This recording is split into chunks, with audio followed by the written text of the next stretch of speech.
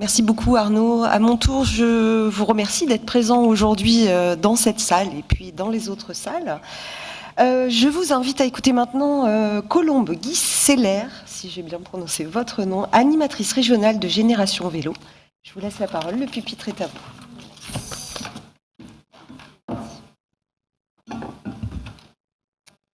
Bonjour, bonjour à tous et à toutes. Merci tout d'abord de me laisser la parole et de me laisser parler de vélo. Donc moi, je suis animatrice régionale du programme Génération Vélo. Ma collègue deuxième animatrice régionale, Isabelle Pagès, est à Poitiers dans la salle actuellement. Et c'est vrai qu'on utilise beaucoup le levier de la santé comme argument dans nos présentations. Donc on est ravis aujourd'hui d'avoir une fenêtre pour pouvoir parler du vélo. Alors, pour remettre quelques slides de contexte, nous on est salariés de la FUB, Fédération française des usagers et usagères de la bicyclette, qui est une association qui existe depuis 1980 et qui fédère plus de 540 associations pro-vélo en France. Donc c'est des associations locales qui font à la fois du plaidoyer, mais aussi qui rendent des services de vélo-école, des fois de mécanique, voilà, qui vont faire vraiment la promotion du vélo sur vos territoires. Donc la FUB, c'est à la fois l'interlocuteur privilégié, notamment au niveau national, sur les mobilités actives. Et donc on aime bien dire active, voilà, et pas douce concernant le vélo. Et c'est aussi donc une fédération qui porte des programmes C2E, dont je parlerai tout à l'heure, que vous voyez ici, dont les bénéficiaires peuvent être multiples et dont Génération Vélo, dont je vais parler un petit peu plus précisément aujourd'hui. Donc c'est vrai qu'on a des actions à peu près sur tous les publics, toutes les tranches d'âge, mais là je vais me concentrer sur tous les enfants et la jeunesse, on va dire, en présentant notamment le programme du savoir rouler à vélo. Pour continuer dans le contexte, donc là vous pouvez voir nous ce qu'on appelle le système vélo qui pourrait être efficace à terme avec tout ce qu'il contient en termes d'infrastructures, de services, et où vous pouvez voir les différents acteurs qui peuvent œuvrer en fait pour le développement du vélo. On rappelle donc que le vélo, c'est pour nous une solution simple à des enjeux très complexes, notamment de santé publique, mais aussi environnementaux, économiques et tout simplement de qualité de vie.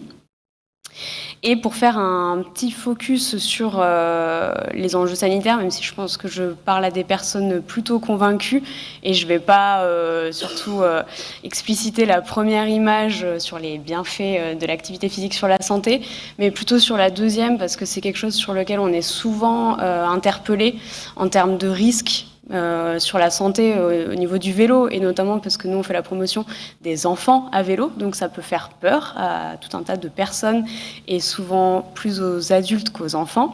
On aime bien rappeler cette petite étude qui montre quand même que les bénéfices sur la santé, sur l'environnement et même sur l'accidentologie sont plus élevés que les risques finalement. Voilà, donc on aime poser ce cadre-là pour dire non, il va pas falloir attendre que ce système vélo soit complètement parfait, que toutes les infrastructures soient séparées des voitures et de tous les dangers pour mettre des enfants et des adultes sur un vélo, parce que des cyclistes, des usagers du vélo au quotidien, c'est aussi à terme avoir moins d'accidentologie et donc il faut commencer le plus vite possible, même si on a bien commencé. Je regarde un petit peu le timing, ça va. Sur le savoir rouler à vélo.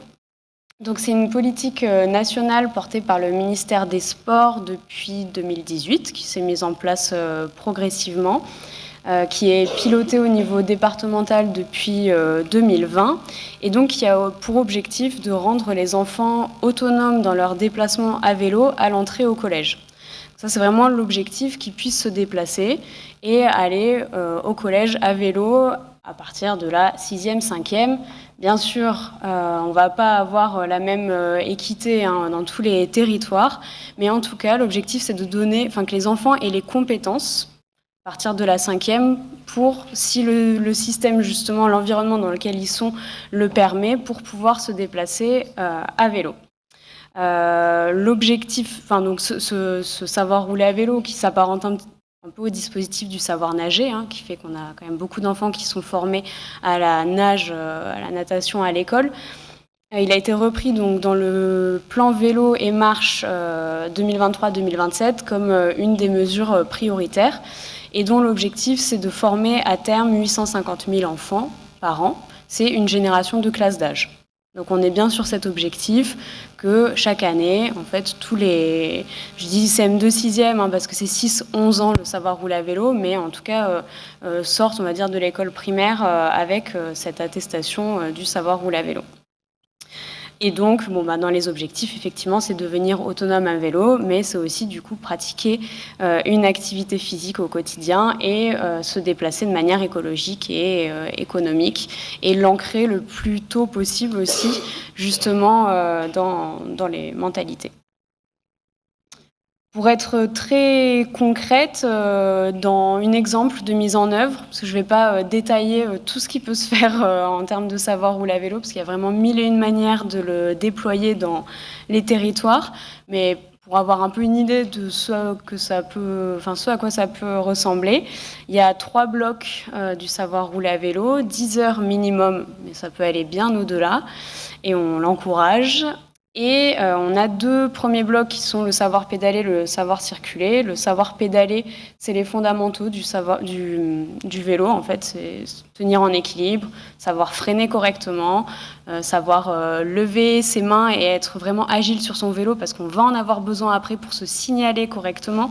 Donc c'est toute une préparation vraiment d'agilité sur son vélo pour nous permettre ensuite d'être un cycliste aussi, exemplaire, on va dire.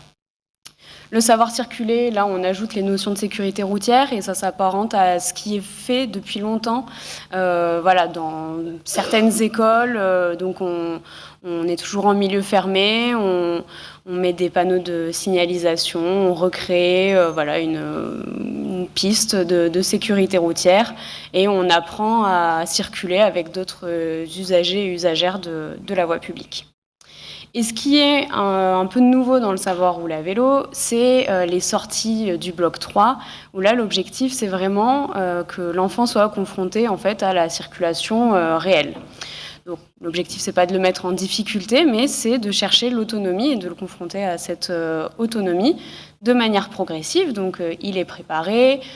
On est bien sûr dans un environnement qui est ni trop dangereux, mais qui en même temps est intéressant, où il y a suffisamment de panneaux, de giratoires, de croisements, tout ce qu'il faut en fait pour pouvoir entraîner l'enfant et lui montrer aussi qu'il est capable, et puis montrer à ses parents qu'il est capable de. L'idéal, c'est de travailler un trajet école-collège. Parce que là, on a une application concrète. On travaille d'un endroit où généralement l'enfant habite proche et on va travailler un futur trajet qui pourra, on l'espère, exécuter rapidement. À la fin de ce cycle, savoir rouler à vélo, l'enfant se voit remettre une attestation qui sert de petit diplôme qui n'a pas de valeur juridique, ce n'est pas un permis. Et ça permet aussi de suivre le déploiement du savoir rouler à vélo, parce que ça donne des chiffres aussi au ministère des Sports. Voilà pour le savoir rouler à vélo. Sur le programme Génération Vélo. Donc, qu'est-ce que c'est ? C'est un programme financé par les certificats d'économie d'énergie. Donc, très rapidement, c'est des dispositifs qui permettent de financer des actions en fait qui vont faire bénéficier d'économies d'énergie. Et on en voit beaucoup dans l'habitat, la rénovation énergétique des bâtiments, mais il y en a également dans le transport.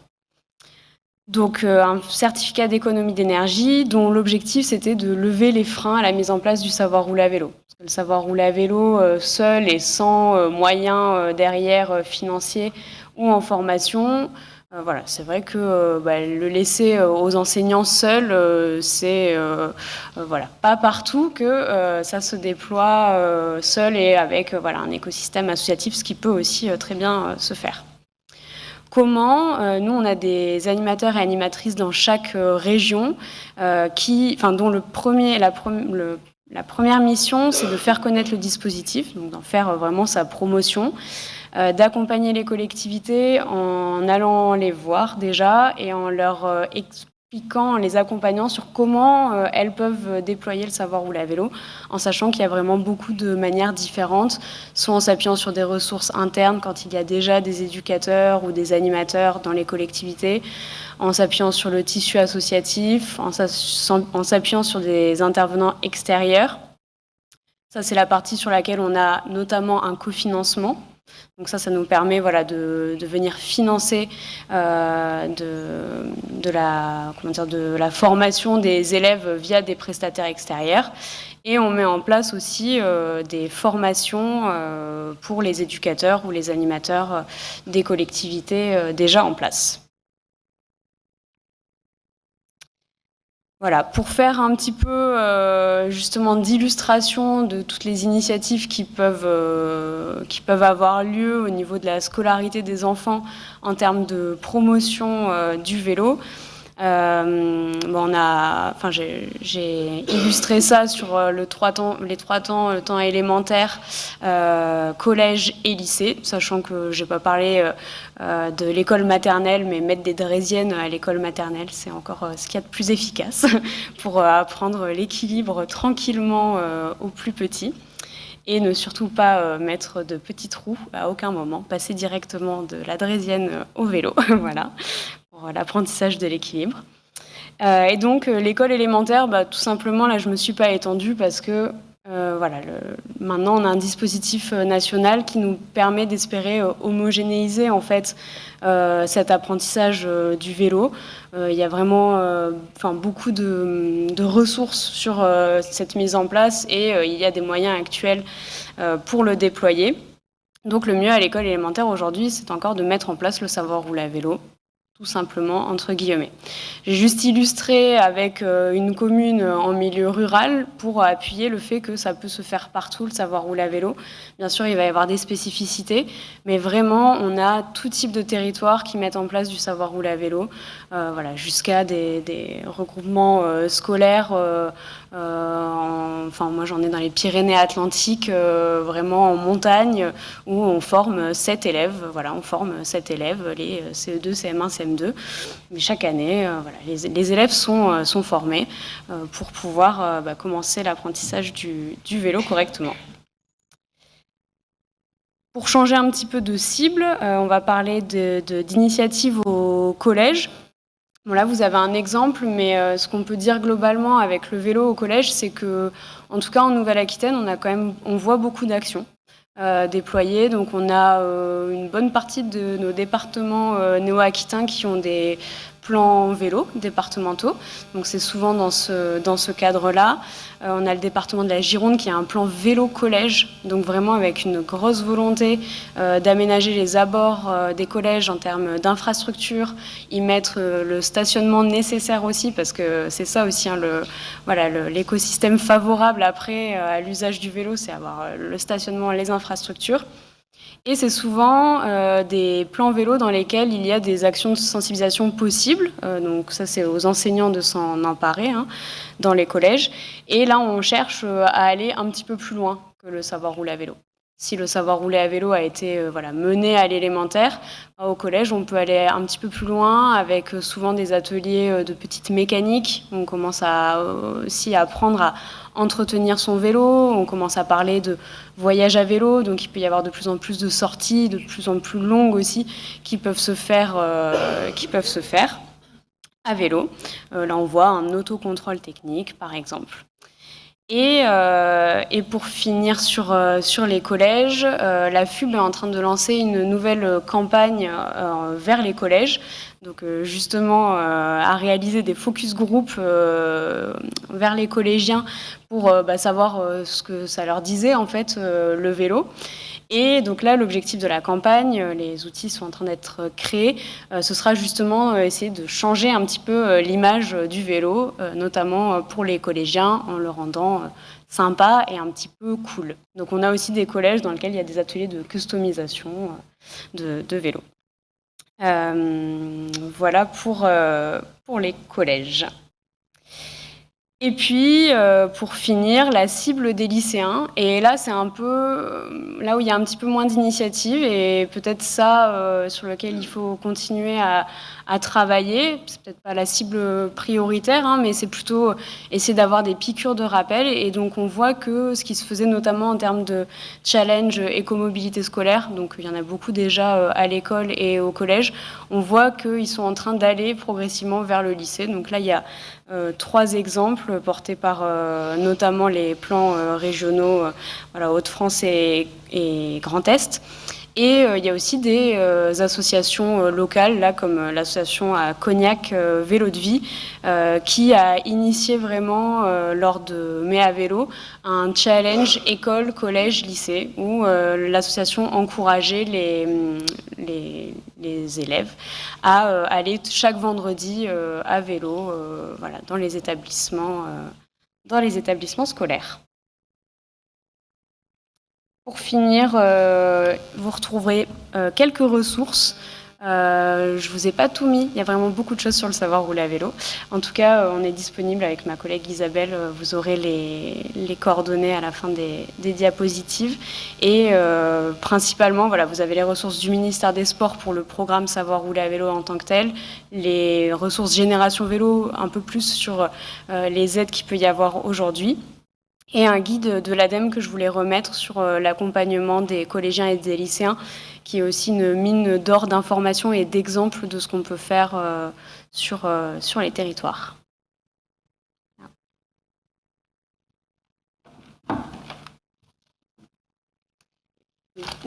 Et j'ai oublié la dernière chose. Voilà.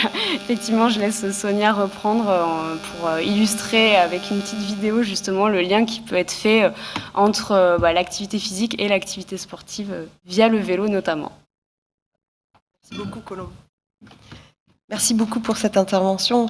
Et pour illustrer, oui, effectivement, comme vous l'avez justement dit, je vais vous présenter un film qui a été réalisé dans le cadre d'une action Un défi dans mon école. Cette action est portée par l'association Optimiste. Je vous laisserai le plaisir de découvrir comment cela s'écrit. Et donc cette association accompagne les adultes et les enfants atteints de cancer avec comme axe transversal l'activité physique et les défis sportifs. L'action Un défi dans ton lycée sensibilise les jeunes à l'activité physique à travers un outil pédagogique qui est un programme de 6 semaines et dont l'aboutissement est un défi sportif. Je vous laisse lancer le film. Merci beaucoup.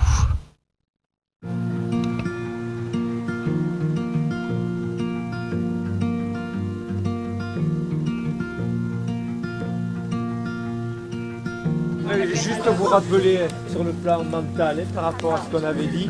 Premièrement, l'échec n'existe pas. On s'en sert d'expérience pour réajuster. Et la deuxième chose, pensez pourquoi vous faites ça. Quel est l'objectif? Qu'est-ce que vous avez mis derrière? Et avec ça, ça repart. Et vous êtes deux, c'est pour vous encourager. Donc soutenez-vous entre vous, encouragez-vous. Alors ici, on se retrouve à Cabreton pour accompagner le lycée Haroun Tazieff de Saint-Paul-les-Dax qui réalise son défi sportif suite à l'intégration de la mallette pédagogique dans leur classe. Ils ont été accompagnés pendant 6 semaines sur un plan physique, mental et nutritionnel. Et aujourd'hui, voilà, c'est l'aboutissement de leur préparation et on est très heureux de les accompagner sur leur défi qui va durer du coup toute la matinée et c'est une run and bike.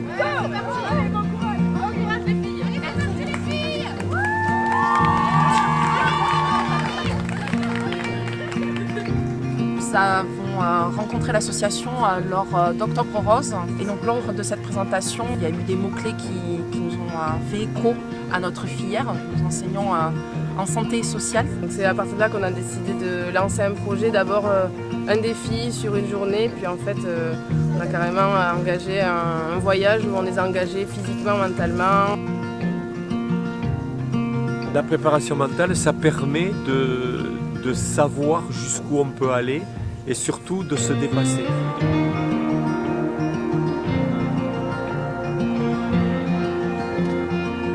L'accompagnement il a été super parce que ça nous a permis de nous motiver et de penser à tous les aléas qui pouvaient arriver pendant le défi. Pensez de temps en temps, quand vous courez, vous relâchez les épaules pendant une dizaine de mètres et puis vous remettez ça au cœur de la sécurité.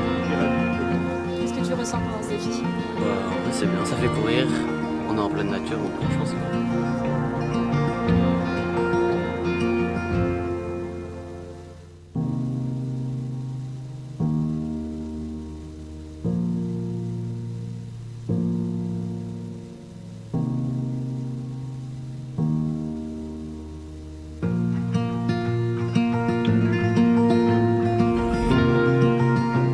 Ça engage aussi nos élèves dans des actions de bénévolat et qui feront d'eux de futurs citoyens accomplis et aussi dans leurs projets professionnels. C'est un gros plus pour eux.